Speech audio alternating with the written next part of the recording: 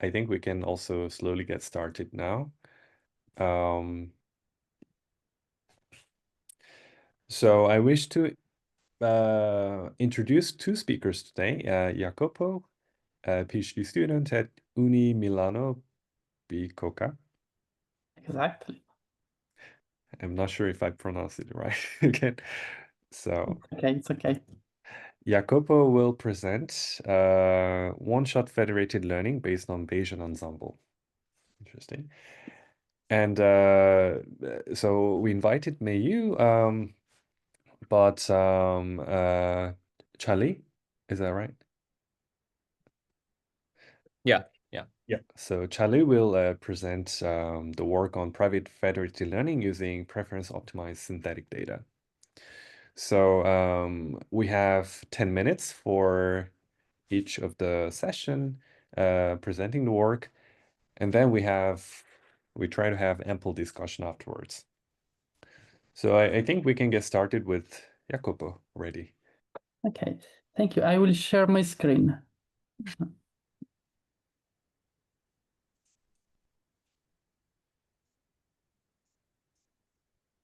Okay. Can you see my screen? Yeah. Okay, so hello everyone. Thank you for having me.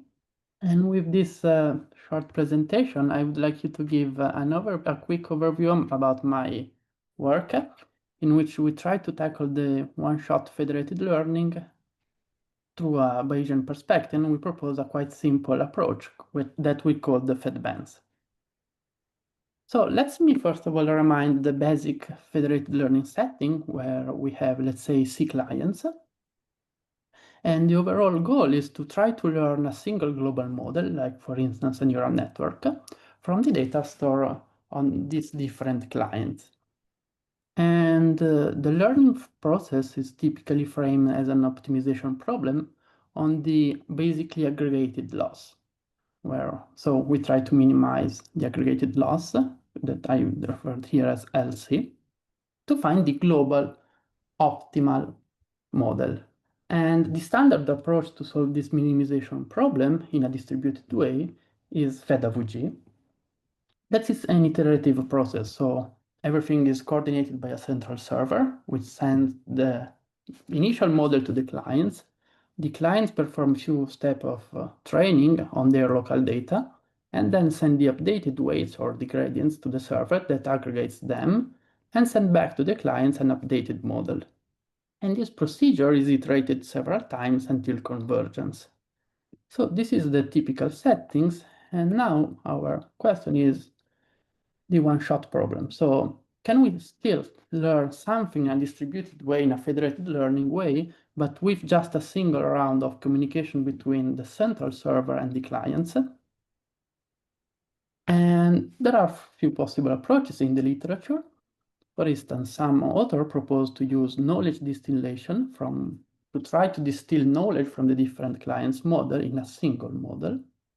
Then other approaches, for instance, try to align the different weights of the models, and then after learning basically how to align these models, they take an average.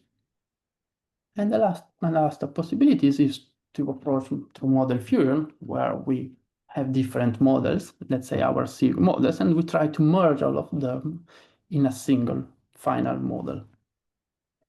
And I would like to spend now a couple of words discussing a relevant and quite recent contribution, which is called FedFisher. And at a very high level, the general idea is the following. Each client approximates its own local loss, or log posterior if you want to be a Bayesian, with a quadratic function around its local mode. Then this quadratic function are sent back to the central server. The central server basically sums them all and then optimize the reconstructed loss to find the global mode. However, we have to keep in mind that especially for neural network, the loss surface is far from being unimodal. And in fact, what we argue for, our point is that it's exactly in this kind of settings when we want to combine different models, it's beneficial to embrace a full Bayesian approach. And as I will talk about later on, a full Bayesian approach is characterized basically by two pillars. The first one is that what we are interested in is having a, let's say, a global perspective about the losses or the log posterior, if you want, and then apply Bayesian marginalization to make prediction.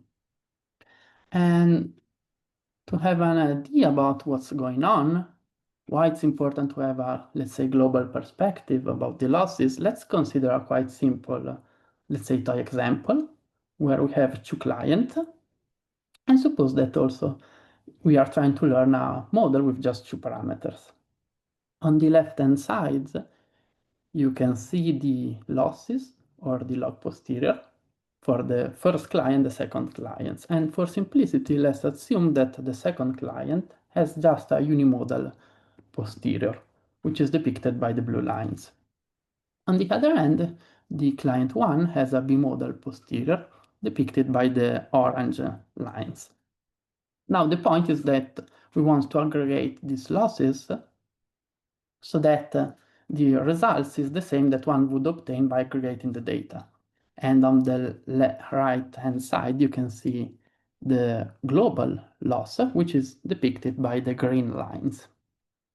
Now, in this setting, suppose that each client perform their own training. So let's say that they run some optimizer, let's say SGD, on their local losses. And on the left-hand side, you can see different trajectory of SGD with different random initialization. The point is that, okay, client 2 is unimodal, so everything will converge to the blue dot. And typically, for client 1, the vast majority of SGD trajectories will converge to the, let's say, global optimum. The point is now that if you take the average of these 2 points, or if you construct quadratic approximation of the posterior around these 2 modes, you will find basically the model represented by the big red dot on the right plot, which is, as you can see, is far from the true global posterior. So, on the other hand, if you take an ensemble of different solutions, as we will do, you can find the point depicted by the yellow star. So my take-home message here is that since we are interested in finding the global posterior, the aggregated one, in fact, at least in this case, it may be more relevant in this case to learn the secondary minimum from the client 1, while the global optimizer of client 1 gives you a negligible contribution for understanding the global posterior. So, motivated by, if you want, from this simple example, we propose FedBands that operated in two stages. In the first stages, we try to model in a multimodal way the local posterior and then also the global one, followed by a phase in which we try to approximate the Bayesian marginalization. Regarding the first step, we have to compute the global posterior, and the way that we have to proceed is given by the following equation. On the left-hand side, you have the global posterior, or if you take the log, the global loss function, that one would obtain by aggregating directly the dataset. And as you can see, under some assumption, it can be written basically as the product of each client posterior. And then you also have a contribution, which is PW to the number of clients minus 1, which avoid basically the overcounting of the prior. And I want to stress this is in fact an exact result that tells you the following. If you want to learn the global model, sending the data or sending the client's posterior gives you the same results. Now, I want to stress again that we are trying to make a multimodal, having a global perspective about the global and local losses, and a convenient way to approximate the local posterior can be given by a mixture of m, let's say m, Laplace approximation. In other words, what we are trying to do is to approximate the global loss function by taking the product of m Gaussian mixture. And each Gaussian mixture about each client is now parameterized by a set of modes, a set of mean, and a set of covariance matrices. And each mean of each Gaussian can be found by standard optimizer, like for instance SGD, with different random initialization. And about just a comment about the covariance matrices, we experience different kind of factorization to make the problem scalable. And we employed a layer-wise Kronecker factorization. The second step is that, okay, now the server can aggregate the different posterior, the different losses, and in general will obtain a multimodal global optimization. And this tells you basically that you can find different settings of the weights that gives you reasonable models for describing your data. And so in these settings, it will be useful and will make sense to consider basically a Bayesian average for making prediction. And this is the idea of Bayesian marginalization, where we average over the posterior distribution. And to make the problem tractable, again, we use a common technique, which is to approximate the predictive distribution by, again, an ensemble. So basically now the server performs the same procedure that each client did, by running an optimization process with SGD with different random initialization on the reconstructed global loss. And so now let's say that we perform SGT in parallel on the reconstructed global loss. So we found different modes, and these modes are then sent back to the clients that perform prediction by taking basically an average about their prediction by performing Bayesian marginalization. And now let's discuss about the results. Here I show you the results of our approach, FedBens, with 5 mixture and Kronecker factorization. And we also consider different models that rely on different, let's say, approaches, different techniques. I already discussed Fed-Fisher, while, for instance, DENSE exploit GAN and knowledge distillation. And you can see also the results in different heterogeneity settings. For instance, the first line of results refers to our settings with in a highly heterogeneous settings represented by an alpha equals to 0.05. And in these settings, I said it's highly heterogeneous because different clients experience, for instance, different kind of classes. And as you can see, performances are quite good, and our approach is able to perform better than the others in different settings. I would like also to show you another interesting results. So maybe in the previous table, can you also explain the comparison of computational costs? I think you have an advantage here as well, right, compared to the prior work. Yes. So here, as I said, we are more costly because we have an ensemble, so it's in interval more costly. And so let's consider, for instance, Fed-Fisher. Fed-Fisher can be recovered as a special case of our approaches with just one component as mixture. So in this case, we are much more costly, but we performs better. But that's for inference, right? Not that's also for training, because each client has to train in parallel different models and has to send to the clients. Yeah. Okay. And but I want also to show you these results that show you the accuracy versus the number of mixtures across different settings. And as you can see, basically the accuracy is monotonically increasing the number of mixtures. And this is something that we expect because with more mixtures, you are able to approximate better the to reconstruct better the global loss. But it's interesting to note that also with a couple of mixture, you have a you have a high gain, and also 2 or 3 mixture are sufficient, in fact, to beat, let's say, the competitor. So just to summarize, we proposed a quite simple approach to perform one-shot federated learning, which gives you very good results with respect to other baseline across different settings. And my take home, what I want to stress is that these results show you the importance of having, let's say, a global perspective about local clients, loss clients, and to consider different mode of their posterior.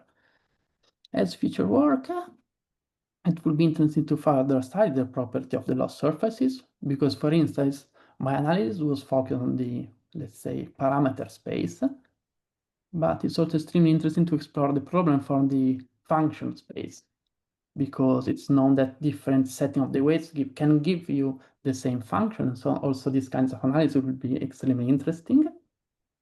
Then also to explore the privacy risk associated with these approaches and to apply differential privacy technique, for instance. And as a third, let's say, future direction, it would be interesting to study the adaptability of this approach to dynamic environments where, for instance, new clients join the federation or different clients experience some kind of distribution shift on their own data. And okay, so this was my brief introduction, my brief overview about the problem. And thank you for listening. And if you have any questions, feel free to ask. Thank you for the great presentation of your contribution. If there's any quick question about the work, please go ahead now. Otherwise, we also move on to the next one.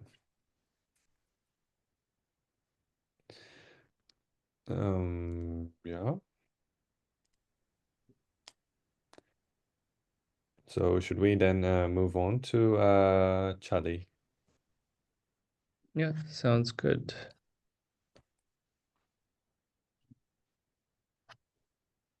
And we have some more discussion afterwards.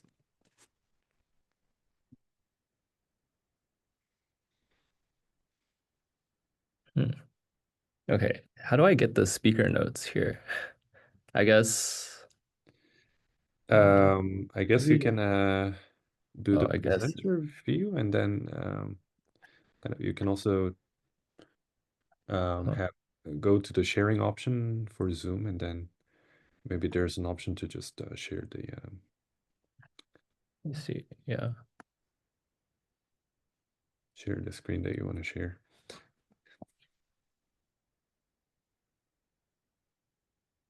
Okay, I guess maybe I'll just maybe it's not possible. Let's see. What do you guys see? You guys see the speaker view still? Yeah. Okay. All right, maybe I'll just speak from memory then. Okay. Okay, sorry about that. Yeah, I mean, take your time. Okay. Yeah, so thanks for inviting us for a talk. So today I'm going to be talking about potpourri and private federated learning from preference optimized synthetic data. Recently, this was accepted to ICML and was also best paper runner-up at the synth data workshop at iClear. Okay. Yeah, so today, the way that people usually do federated learning is you have, a server which tries to interact with a bunch of clients, right? And the way it works is, well, the previous talked about it, but I'll go over it again. So the server sends the model weights to clients, and then the model is trained locally on the private data. And then you send back the differentially private model updates to the server, and these are aggregated. So the problem with this approach is that today foundation models are getting too big to train on device. So recent work says that maybe we can try to instead train centrally on private synthetic data. So instead of sending models to the clients, maybe you can just send a set of synthetic data and ask the clients to score it. So let me explain exactly what that means. Okay, so the server generates some synthetic data. You send it to the clients. The clients will compute differentially private feedback on the similarity of the synthetic data to their own private data. And you send back these scores, and then the server can improve the synthetic data based on these scores. And then you combine all of these data sets together based on the feedback, and then you can generate a set of good DP synthetic data. With this data set, you can then train your downstream model essentially on the synthetic data. So I have some two citations at the bottom here, and the takeaway from these two works is that if you fine tune these models centrally on the synthetic data, it can beat on-device training and downstream model quality and cost. Maybe this is not super surprising because LLMs, as we all know, are very good, right? Okay. So the current state of the art in this synthetic data paradigm is prompt optimizing the foundation models. So let me explain what that means. So the way all these citations at the bottom, the way they work is you design some kind of prompt, which maybe you come up with, you have some kind of prior knowledge about your application or what the private data is like.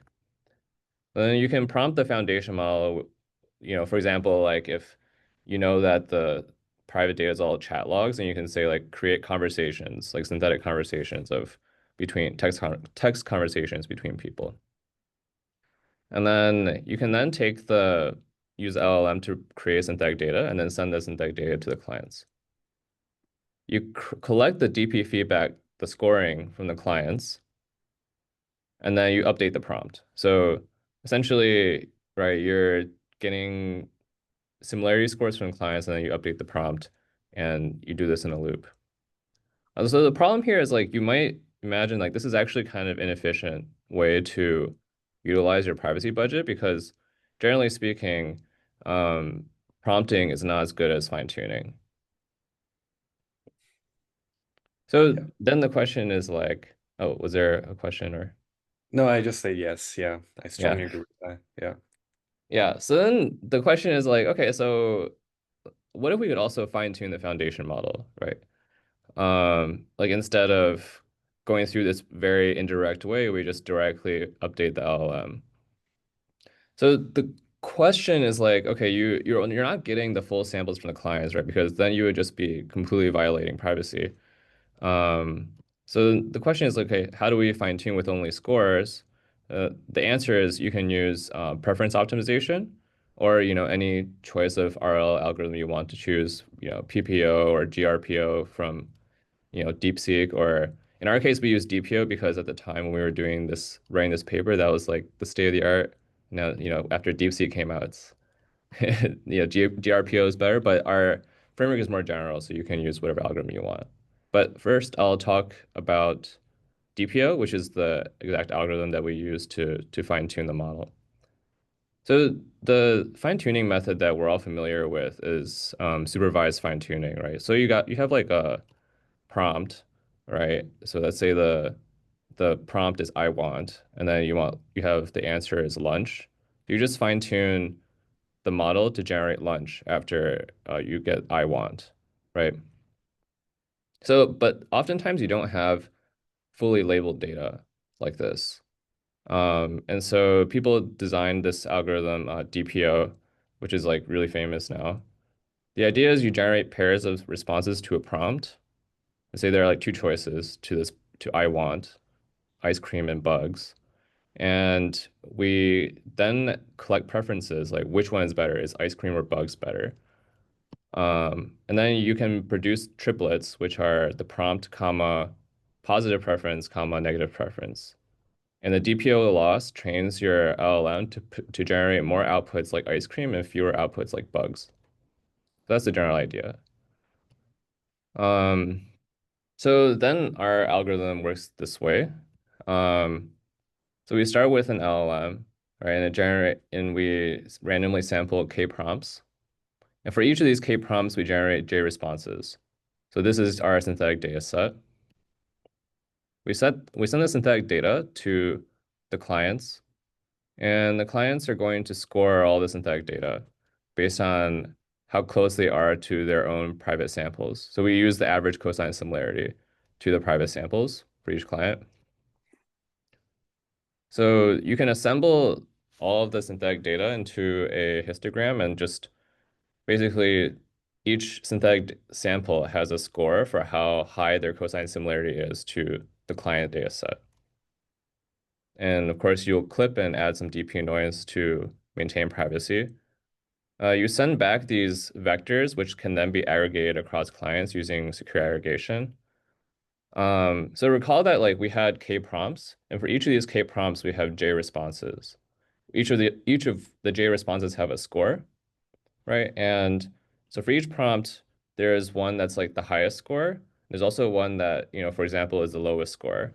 And we can let the chosen sample, and in DPO, this is their terminology. So the chosen sample is the preferred sample, and then the rejected sample is the disliked sample. And you let the chosen one be the positive and the rejected be the negative. And with the prompt, comma, chosen sample, comma, rejected sample pair, you can now fine tune your LLM on the DPO loss. And that's how we fine tune the LLM based on this synthetic data scoring. Maybe I'm sorry, but can you like go once again, please? Because I Sorry. missed a lot of details in the middle. Yeah, maybe I actually don't know Okay. how much time I have left because I don't have the speaker view, but yeah. So the server has k prompts, and we generate these based on, so there are, for example, prompts like there are like these template prompts, and maybe you have like randomly sampled different seeds for them. Um, One example is like, please write an abstract in the style of, a specific type of researcher in specific type of topic, and you can randomly sample like the type of researcher and the type of topic. So Mhm. these are, the prompts. Um, and then for each prompt, you can generate J responses. So now you have K times J synthetic samples.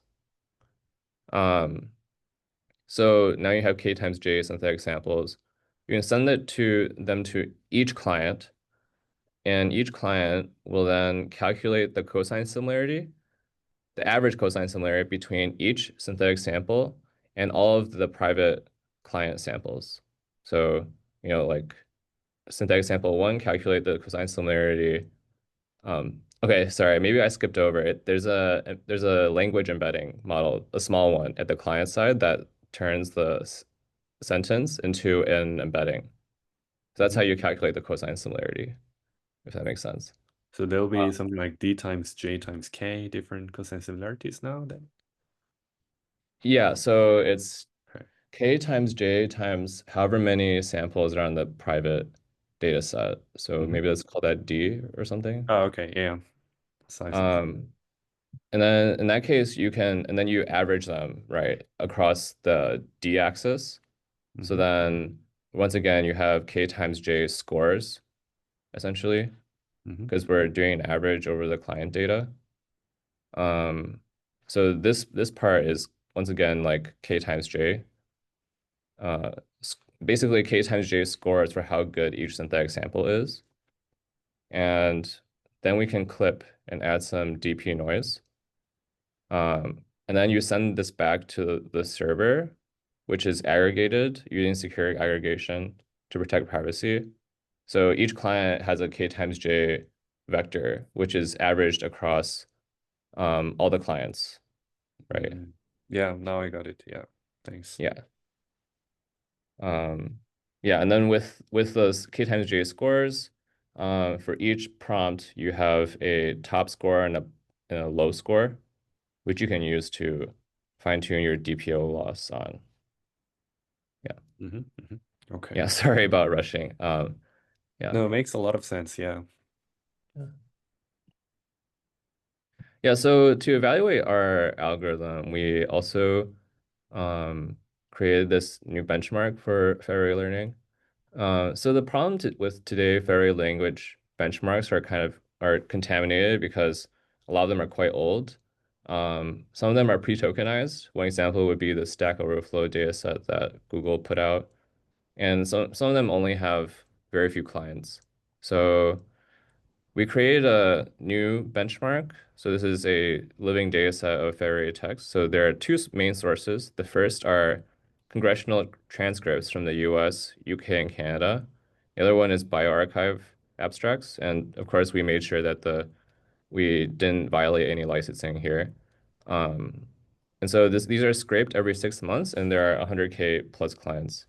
Um, Specifically, I think the congressional transcripts part is pretty interesting because we wanted to choose a data set that would be as natural language as possible and has as little like ChatGPT in it, maybe. So, congressional transcripts contain things like debates and stuff, which, are just two humans talking to each other. Okay.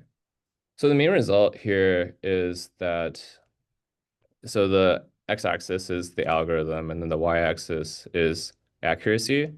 And the red line is epsilon equals 0, which is fully private. And then the black dotted line is what you can get if you had full access to the private data, the accuracy. And we can see here that we have the on-device training baselines, which are dp-fed average and dp-FTRL. We have private evolution, which is the prompt-based approach I was talking about earlier. There's POPRI, which is our algorithm.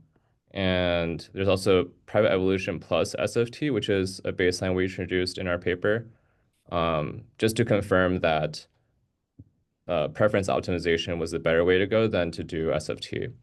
And we can see here that POPRI is able to close 68% of the gap between non-private and private accuracy at epsilon equals 1, which is very private. And it's a significant improvement over private evolution. Okay, so summary, the takeaway here is I want to say that the differentially private synthetic data problem can be formulated as a preference optimization problem, or even more generally as a reinforcement learning problem. I want to stress that this method is not specific to federated learning, actually. It's just federated learning was the application that we thought was most natural. But yeah, we'll probably change the title a little bit later because I think mentioning federated learning in the title maybe turns off other people who might want to apply this algorithm. Yeah, and so if we use POPRI, we can get significant data quality gains. And we also have a new benchmark, which we hope people will use. Yeah, so some future directions, I think there could be better scoring strategies here. So cosine similarity is not very sophisticated. I think there's a better way to do it probably. Their images and video. I think RL hasn't necessarily been that well applied to the visual space yet, but there are certainly methods that can do it. And then are there tasks beyond synthetic data that we can maybe apply this to? Yeah. Okay. Thank you. Thanks a lot. Yeah, that's a great presentation as well. Yeah, I think that's about it. So I wish to keep in touch with all of you, and I wish to thank you again for coming here and presenting, and for all the audiences who are also coming here.